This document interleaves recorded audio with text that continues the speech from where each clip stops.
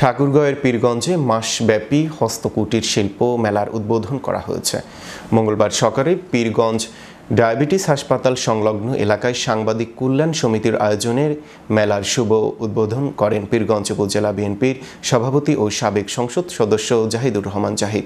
এই সময় মেলা কমিটির সভাপতি নাজমুল হুদা মিঠুর সভাপতিত্বে উদ্বোধনী অনুষ্ঠানে বক্তব্য দেন পীরগঞ্জ উপজেলা নির্বাহী কর্মকর্তা রকিবুল হাসান, পীরগঞ্জ থানার ওসি তাজুল ইসলাম, প্রেস ক্লাবের সভাপতি জয়নাল আবেদিন বাবুল, সাবেক ভাইস চেয়ারম্যান সুকুমার রায়, পৌর বিএনপির সভাপতি রুহুল আমিন, সাবেক পৌর কাউন্সিলর দবিরুল ইসলাম, জেলা কমিউনিস্ট পার্টির সাধারণ সম্পাদক অ্যাডভোকেট আবু সাইম, উপজেলা কমিউনিস্ট পার্টির সাধারণ সম্পাদক মর্তুজা আলম অনেকে।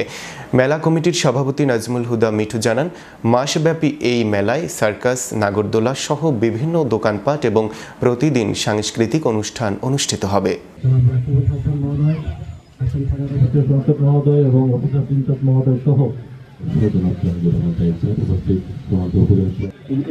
প্রতি বছর একটা সাংস্কৃতিক মেলা অত্যন্ত আনন্দিত যে আমাদের এই উপজেলায় দীর্ঘদিন ধরে শুনলাম যেটা আর কি ধরনের কোনো বড় মেলা হচ্ছিল না। যারা এই মেলাটি আয়োজন করার ব্যাপারে উদ্যোগ গ্রহণ করেছে আমি তাদের সাধুবাদ জানাচ্ছি। এলাকাবাসীর সবচেয়ে বেশি সহযোগিতা চাই। আপনারা একটু সজাগ থাকবেন এই অত্র এলাকা, যে পীরগঞ্জ থেকে এসে শহর থেকে আসে যেন কেউ মাস্তানি না করতে পারে। এটা আপনাদের পর আমি দায়িত্ব দিয়ে গেলাম বিএনপির সভাপতি হিসাবে। অত্র এলাকার যারা বিএনপি নেতৃবৃন্দ রয়েছে